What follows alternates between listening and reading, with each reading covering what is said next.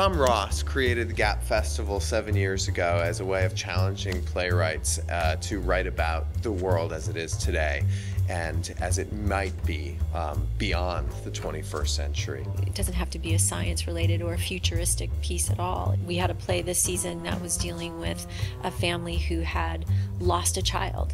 There has most likely been some kidnapping 2 years earlier. The wife is still kind of reeling from the effects of that. We have readers from the Bay Area that come from all different aspects of theater: directors, writers, dramaturgs, producers, actors. And it's great to have a mix of people in the room discussing these plays when we get to the final 30 and offering their perspective and their insight to what makes a play exciting and what makes it work. One of the things is the audience. Having a really open and understanding and willing audience to get a sense of how that final character, the audience, is going to take in the story. When I used to live in Dublin, when I was training, every theater would have like a pub that's connected to it, and people would literally argue and fight about the issues in the play. I've kind of modeled our talkback on an Irish pub brawl, and the spirit of that, I think, is really fun.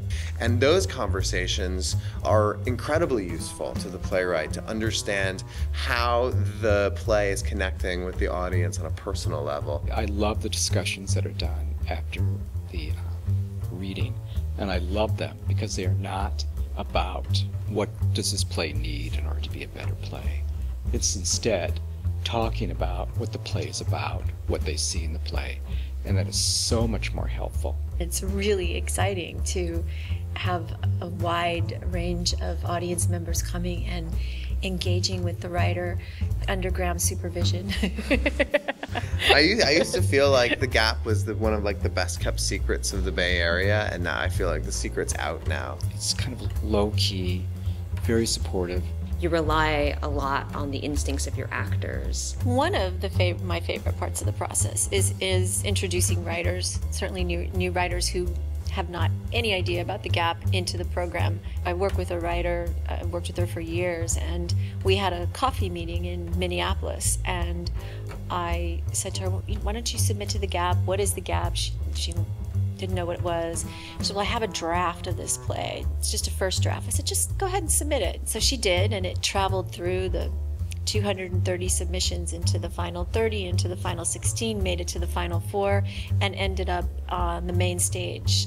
So that was very exciting. And every writer's journey is different, but just to be able to expose writers to this program is really exciting for me. I think that we're looking forward to more submissions from farther abroad than ever. We're really trying to bring in as many different global perspectives to the festival as possible. So that's what we're looking forward to next year and the years to come.